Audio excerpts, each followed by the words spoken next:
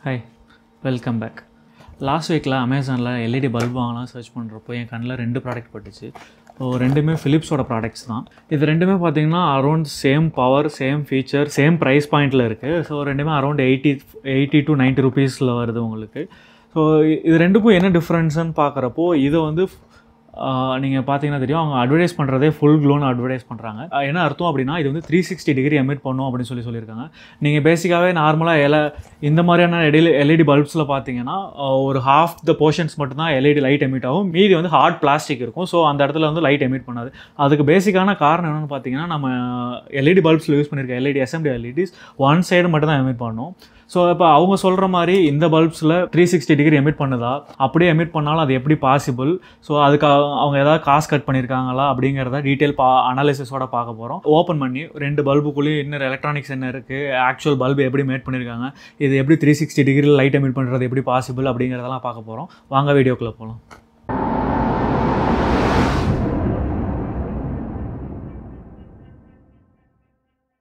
நீங்கள் இந்த சேனலை இன்னும் சப்ஸ்கிரைப் பண்ணாமல் பார்த்துட்டு இருந்தீங்கன்னா மறக்காமல் சப்ஸ்கிரைப் பண்ணிக்கோங்க. ஃபஸ்ட்டு இதோட ஸ்பெக்ஸ் என்ன அப்படின்னு அவங்க கிளைம் பண்ணியிருக்காங்கிறத பார்ப்போம். 2 பல்புமே 220 வோல்ட் 12 வாட்ஸ் பல்பு தான். ரெண்டுமே B22 மவுண்டிங் ப்ளஸ் 65,000 கெல்வினில் தான் லைட் எமிட் பண்ணுது. ஸோ ஆல்மோஸ்ட் ரெண்டோட லைட் அவுட்புட்டுமே சேம் தான். இதோட லூமின்ஸ் பார்த்தீங்கன்னா இது வந்து 1080 லூமின்ஸ் கொடுத்துருக்காங்க, இது 1200 லூமின்ஸ் கிளைம் பண்ணியிருக்காங்க. பேசிக்கலாக இதோட பவர் அப்போ வந்து லைட் அவுட்புட் சேம் பவருக்கு இதோட லைட் அவுட்புட் அதிகமாக இருக்கணும். நம்ம அதுவும் என்னங்கிறத அவ்வளோ ஓப்பன் பண்ணி செக் பண்ணுவோம். ஃபஸ்ட்டு இந்த 2 பல்பையும் அன்பாக்ஸ் பண்ணிடலாம்.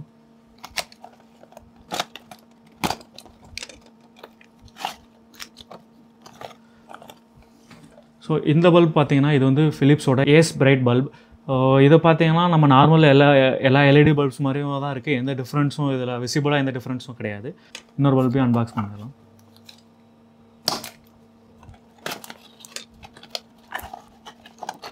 ஸோ இதுதான் ஃபிலிப்ஸோட ஃபுல் க்ளோ பல்ப். ஸோ இதை பார்த்தீங்கனாலே தெரியும் இந்த 2 பல்புக்கான டிஃப்ரென்ஸு. ஸோ இது வந்து ஃபுல்லாகவே டிரான்ஸ்பரண்ட்டாக இருக்குது. இதில் பார்த்தீங்கன்னா தெரியும், பாதி டிரான்ஸ்பரண்ட் மெட்டீரியல், பாதி வந்து உங்களுக்கு ஹார்ட் பிளாஸ்டிக் இருக்குது. ஸோ ஃபுல் க்ளோ பல்பை வந்து 360 டிகிரி எமிட் பண்ணுறதுக்காக கொடுத்துருக்காங்க. ஸோ இதில் இன்னொரு இன்ட்ரெஸ்டிங்கான விஷயம் என்னென்னு பார்த்தீங்கன்னா, இதில் கிளாஸ் ஷெல் கொடுத்துருக்காங்க. உங்களால் கேட்க முடியும்னு நினைக்கிறேன். Compare with this plastic shell இது. ஸோ உங்கள் எல்லாத்துக்குமே தெரியும், பிளாஸ்டிக்கோட கிளாஸோட காஸ்ட் அதிகமாக இருக்கும். பட் ஆன் பேப்பரில் வந்து இதோட கம்பேர் பண்ணுறப்போ இது அதிக லூமின்ஸ் இருக்குது. ஸோ 360 டிகிரி கவரேஜ் கொடுக்குது, சேம் பவர் கன்சப்ஷனில் அதிக பவர் அவுட்புட்டும் கொடுக்குது. பட் ப்ரைஸ் வந்து ஆல்மோஸ்ட் ரெண்டுமே சேம் ப்ரைஸ் தான். ஸோ எப்படி இதை அச்சீவ் பண்ணுறாங்க அப்படிங்கிறத பார்ப்போம். ஃபஸ்ட் இதை ரெண்டையுமே ஆன் பண்ணி இது வந்து என்ன பவர் கன்சியூம் பண்ணுது, இதோட கரண்ட் வேவ் ஃபார்ம் எப்படி இருக்குது அப்படிங்கிறத பார்ப்போம். ஸோ கரண்ட் வேவ் ஃபார்மை வச்சு நம்ம அப்ராக்சிமேட்டாக ஒரு ஐடியாவுக்கு வந்துடலாம், இதுக்குள்ளே என்ன எலக்ட்ரானிக்ஸ் யூஸ் பண்ணியிருக்காங்க, இந்த பல்ப் எப்படி ஆப்ரேட் ஆகுது அப்படிங்கிறத வந்து ஒரு அண்டர்ஸ்டாண்டிங் கொண்டு வரலாம். வாங்க ஃபஸ்ட் அதை பார்ப்போம். இங்கே நான் கரண்ட் ட்ரான்ஸ்ஃபார்மரை வந்து ஆசிலோஸ்கோப் ப்ரோபோட கனெக்ட் பண்ணி வச்சுருக்கேன்.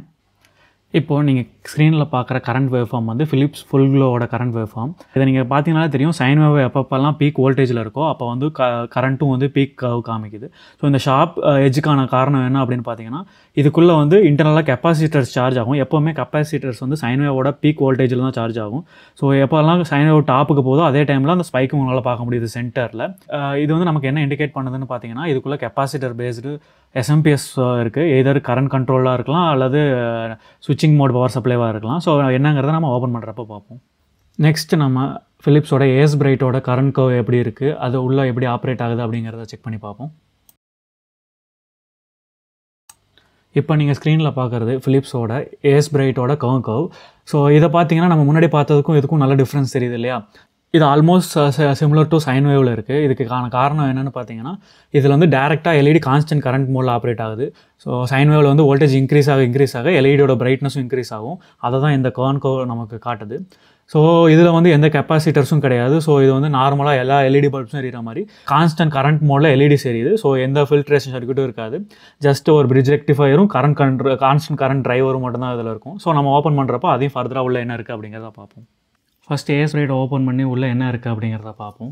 ஸோ இதை ஓப்பன் பண்ணுறது ரொம்ப ஈஸியான வேலை தான். ஜஸ்ட் ப்ரை பண்ணாலே ஓப்பன் ஆயிரும். நார்மலாக எல்லா எல்இடி பல்போட கன்ஸ்ட்ரக்ஷன் மாதிரியே தான் இதுவும் இருக்குது. ஸோ இங்கே பார்த்தீங்கன்னா உங்களுக்கு தெரியும் இல்லையா, இது வந்து பிரிட்ஜ் ரெக்டிஃபையர், இதுதான் டிரைவர் ஐசி. ஸோ இது வந்து கான்ஸ்டன்ட் கரண்ட் மோடில் எல்இடி ஆப்ரேட் பண்ணும். ஸோ இந்த எல்இடிஸ்லாம் வந்து சர்ஃபேஸ் மவுண்ட் எல்இடிஸ். இது வந்து அலுமினியம் பிசிபி கொடுத்துருக்காங்க. ஸோ அடுத்து உள்ள ஏதாவது இருக்கா அப்படிங்கிறத செக் பண்ணி பார்ப்போம்.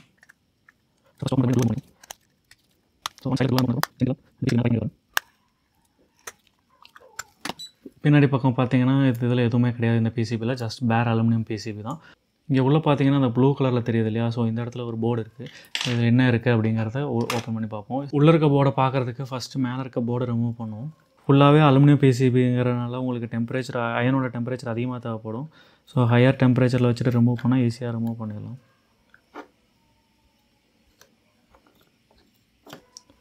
So once LED PCB remove பண்ணோடனே உள்ளே இருக்க போர்டை பார்க்க முடியுது.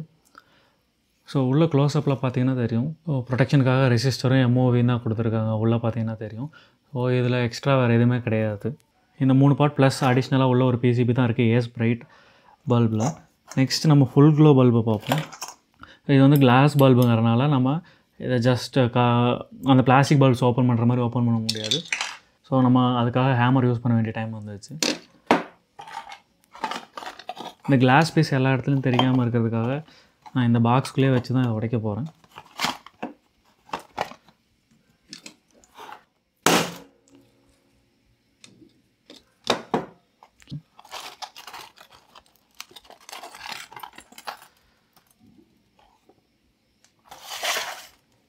ஸோ பல்பு உடைச்சதுக்கப்புறம் உள்ளே பார்த்தீங்கன்னா இந்த மாதிரி எல்இடி ஸ்ட்ரிங் தான் இருக்குது. இது வந்து சிப் எல்இடிஸ் கொடுத்துருக்காங்க. அது கூட சேர்த்து பாட்டமில் பார்த்தீங்கன்னா பாட்டமில் ஒரு பிசிபி இருக்குது. நெக்ஸ்ட் இதுக்குள்ளே இருக்க போர்டை ரிமூவ் பண்ண ட்ரை பண்ணலாம்.